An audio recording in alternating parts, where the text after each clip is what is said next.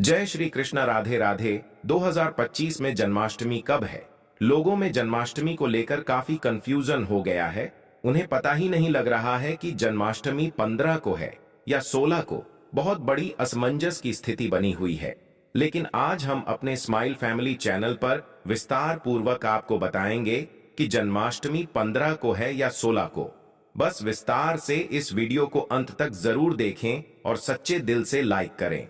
Comment में लिखें जन्माष्टमी की हार्दिक शुभकामनाएं। कहीं गलत दिन पर व्रत मत रख लेना, नहीं तो पाप लग जाएगा। मुहूर्त में करें पूजा पाठ। और जन्माष्टमी पर एक ऐसा उपाय आज हम आपको बताएंगे जिससे आपका जीवन पूरी तरह से बदल जाएगा। भगवान श्री कृष्ण आपको इतना धन देंगे जिसकी आप कल्पना नहीं कर पाएंगे। यह उपाय बहुत ही गुप्त है। आप धनो धनवान, आपकी काया पलट जाएगी, रिद्धि सिद्धि आपके जीवन में प्रवेश कर जाएगी।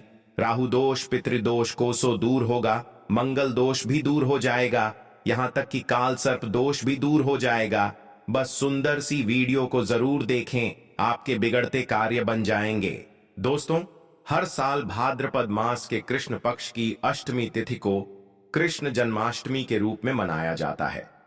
द्वापर में श्री कृष्ण परम पुरुषोत्तम भगवान का जन्म भाद्रपद की अष्टमी तिथि रोहिणी नक्षत्र और चंद्रमा वृषभ राशि में मध्य रात्रि में हुआ। उनके जन्म लेते ही दिशाएं स्वच्छ व प्रसन्न एवं समस्त पृथ्वी मंगलमय हो गई थी। विष्णु के अवतार श्री कृष्ण के प्रकट होते ही जेल की कोठरी में प्रकाश फैल गया। कृष्ण के प्राकट्य से स्वर्ग में देवताओं की दून दुबिया अपने आप बज उठी तथा सिद्ध और चारण भगवान के मंगलमय गुणों की स्तुति करने लगे। दोस्तों, जन्माष्टमी व्रत का महत्व शास्त्रों में जन्माष्टमी के व्रत को 1000 एकादशी व्रत के समान माना गया है। 100 बार गंगा स्नान करने का जो पुण्य मिलता है, मात्र जन्माष्टमी का व्रत करने से प्राप्त हो जाता है। जाप का अनंत गुना फल देने वाला जन्माष्टमी के दिन ध्यान, जाप और रात्रि जागरण का विशेष महत्व है। इसलिए जन्माष्टमी की रात में जागरण करके भगवान के भजन कीर्तन करने चाहिए। भविष्य पुराण में इस व्रत के संदर्भ में उल्लेख है कि जिस घर में यह देव का व्रत किया जाता है, वहां अकाल, मृत्यु, गर्भपात, किसी भी मां के बच्चे गर्भ में नहीं मरते, गर्भ ठहरता है।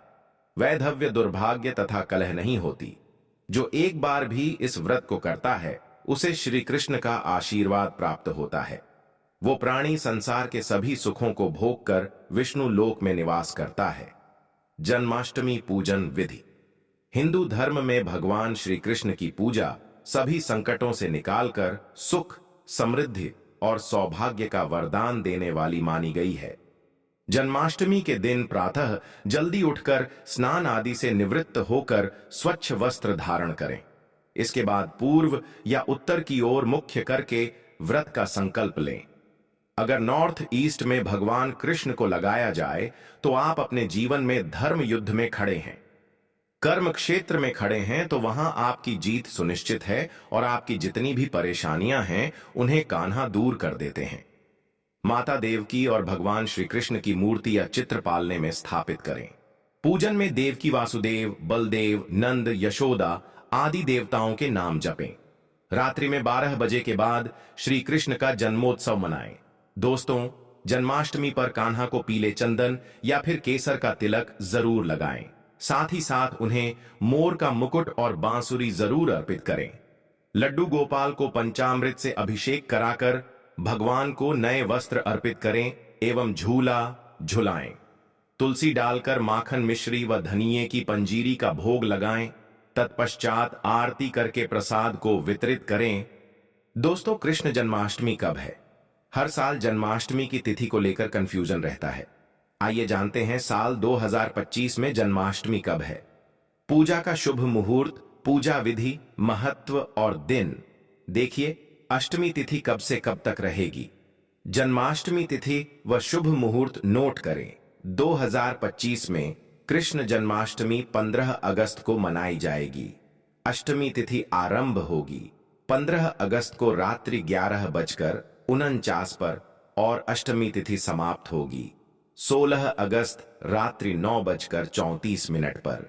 रोहिणी नक्षत्र प्रारंभ होगा। 17 अगस्त प्रातः काल 4:38 पर रोहिणी नक्षत्र समाप्त होगी। 18 अगस्त प्रातः काल 3:17 पर निशित काल पूजा का समय होगा। 15 अगस्त रात्रि 12:04 से रात्रि 12:47 तक पारण का समय होगा। 15 अगस्त रात्रि 12:47 के बाद दोस्तों चलिए जानते हैं जन्माष्टमी पर श्री कृष्ण की जन्म कथा। दोस्तों जन्माष्टमी की यह कथा चुपके से भी सुनने से समस्त तकलीफें, बीमारियां सब समाप्त हो जाती हैं। पितृदोष, मंगल दोष, काल सर्प दोष, शनि दोष तुरंत ठीक हो जाते हैं।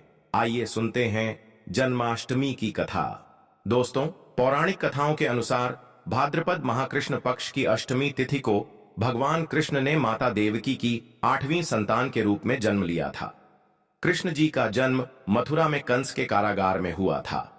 माता देवकी राजा कंस की बहन थी। कंस को सत्ता का लालच था।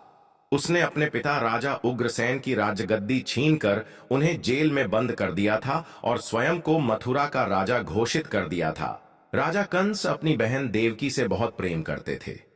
उन्होंने अपनी बहन का विवाह वासुदेव से कराया था। लेकिन जब वह मां देवकी को विदा कर रहा था, तभी एक आकाशवाणी हुई कि देवकी का 8वां पुत्र कंस की मौत का कारण बनेगा। यह सुनकर कंस डर गया। उसने तुरंत अपनी बहन और उनके पति वासुदेव को जेल में बंद कर दिया। उनके आसपास सैनिकों की खड़ी पहरेदारी लगा दी। कंस अपनी मौत के डर से देवकी और वासुदेव के 7 संतानों को मार चुका था। कृष्ण जी का जन्म इसके बाद भाद्रपद महाकृष्ण पक्ष की अष्टमी तिथि को रोहिणी नक्षत्र अंधेरी रात में भगवान कृष्ण ने देवकी की 8वीं संतान के रूप में जन्म लिया। श्री कृष्ण के जन्म लेते ही कोठरी प्रकाशमय हो गई। आकाशवाणी हुई कि विष्णु जी ने कृष्ण जी के अवतार में देवकी के कोख में जन्म लिया है। उन्हें गोकुल में बाबा नंद के पास छोड़ आए और उनके घर एक कन्या जन्मी है।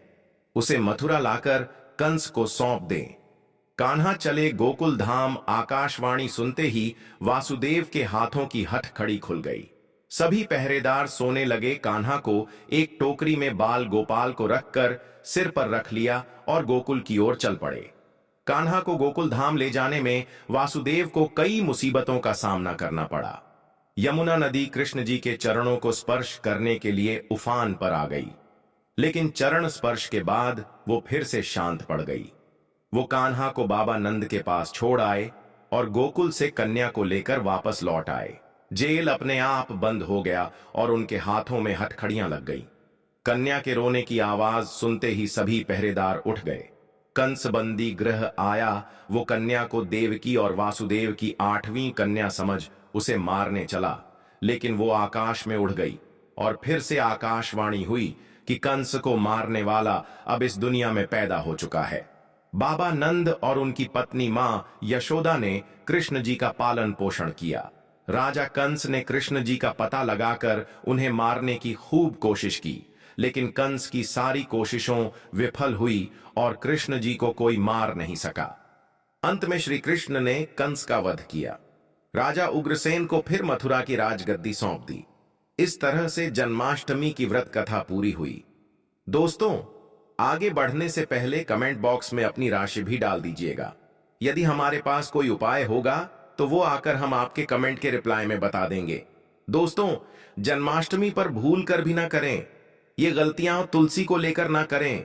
ये गलती जन्माष्टमी के दिन भूल कर भी तुलसी की पत्तियां तोड़ने से बचना चाहिए। दरअसल शास्त्रों में कहा गया है कि कृष्ण भगवान विष्णु के अवतार हैं और उन्हें तुलसी अति प्रिय है। ऐसे में इस दिन तुलसी की पत्तियां नहीं तोड़नी चाहिए। जन्माष्टमी से पहले आप तुलसी तोड़कर रख लें। बिना तुलसी के जन्माष्टमी का पर्व अधूरा है। भगवान कृष्ण किसी भी ऐसे भोग को स्वीकार नहीं करते जिसमें तुलसी पत्र न पड़ा हो। ऐसा भोग पाप के समान होता है, जहरीला माना जाता है। चावल खाना, ये बात तो सभी जानते हैं कि एकादशी के दिन चावल नहीं खाने चाहिए, लेकिन बहुत ही कम लोग जानते हैं कि जन्माष्टमी के दिन भी चावल को खाना वर्जित होता है। चाहे आप व्रत रखें या ना रखें, लेकिन जन्माष्टमी के दिन चावल खाना शुभ नहीं माना जाता। तामसिक भोजन जन्माष्टमी के दिन तामसिक भोजन वर्जित माना जाता है। ऐसे में इस दिन मांस, मदिरा, प्याज और लहसुन नहीं खाना चाहिए। इस दिन गलती से भी लहसुन प्याज का खाना कभी मत बनाना, क्योंकि राहु केतु के कारण ही लहसुन प्याज की उत्पत्ति हुई है और भगवान विष्णु और राहु केतु के बीच में भीषण शत्रुता होती है। अनादर करना। भगवान कृष्ण के लिए सभी भक्त एक समान होते हैं। ऐसे में इस दिन किसी भी व्यक्ति का अनादर करने से बचना चाहिए। एक बार भगवान कृष्ण के भक्त ने एक व्यक्ति का अपमान कर दिया था। उसी क्षण भगवान कृष्ण ने अपने भक्त को श्राप दिया था। इसीलिए किसी का भी अपमान न करें।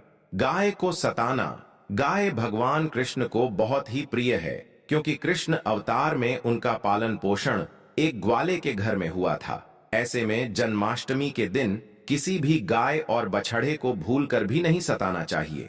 भगवान कृष्ण गाय को सबसे प्रिय मानते हैं। गाय माता को सबसे ज्यादा प्यार करते हैं। इसीलिए गाय को इस दिन रोटी, फल वगैरह मिठाई अवश्य खिलाएं।